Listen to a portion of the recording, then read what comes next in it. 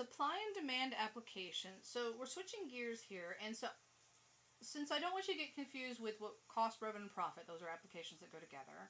Supply and demand are linear functions that go together in applications. So instead of using x's and y's, I'm going to switch to p's and q's, and that's just usually standard for supply and demand applications. Now, if you want to use x and y, if you're more comfortable with that, you can. And I've supplied them here in the notes, but I will be using P for price, Q for quantity when I do my supply and demand applications, because I think it's easier to distinguish between what we were doing before and what we're doing now. Alright, linear supply and linear demand applications. So our linear supply function is expressed with supply. So the supply is the quantity, so I'm going to use Q for that, for quantity. Number of items that the manufacturer, the producer, the store is willing to supply as a function of the price. Right? So P represents the price of the item being sold. Right? And supply depends on price. So price is the X value, supply is the Y value. Right? How many items a company is willing to supply depends on the price in the market. Right? If the price is high, they'll supply more. If the price is low, they'll supply fewer.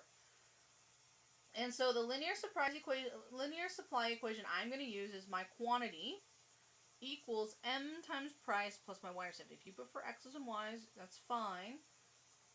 The quantity is equal to the y value, so the Q is equal to y. And my price is equal to the x value. Alright, so again, if you prefer x and y's over p's and q's, that's fine, but I will be using p's and q's. Alright, for our supply equation, slope is always positive, a supply function is always increasing. Alright, so slope is the change in quantity over the change in price. The delta is the math symbol for change, I'll write it in words. But this is the change in quantity supplied. And that change in quantity supplied is affected by the change in price. Alright, so change in quantity over change in price.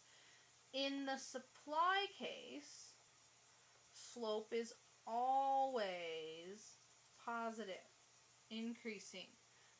Companies will always supply more to a market where the market price is high. Alright, for our linear, if it's a linear case. Linear demand. Alright, so that's linear supply, linear demand. So this is actually, they're the same equations, but the point of view is changed. So supply is the manufacturer, the producer, the store. Demand is the consumer, the buyer, who is purchasing these items.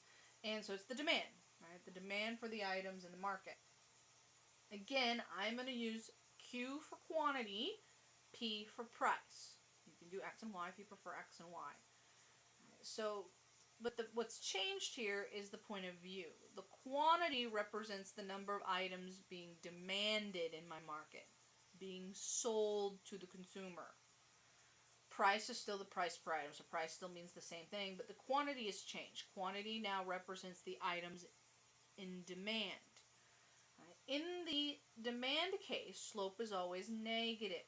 Right? It's a decreasing function because the number of items demanded depends on the price of the item. When the price goes up, the demand goes down. Fewer people will buy the item at a high price.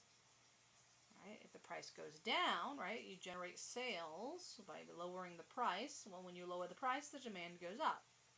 And so it's always a negative slope. And so slope in this case, it's found the same way. It's still the change in quantity over the change in price. So it's the change in quantity, but it's the quantity demanded over the change in price of the item.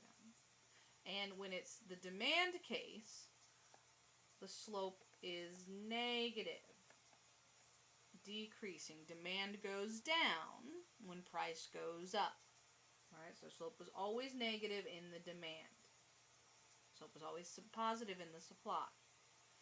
Right, when we're looking at our linear cases. Alright, so that's the setup for supply and demand, and then we'll get into applications in the next video.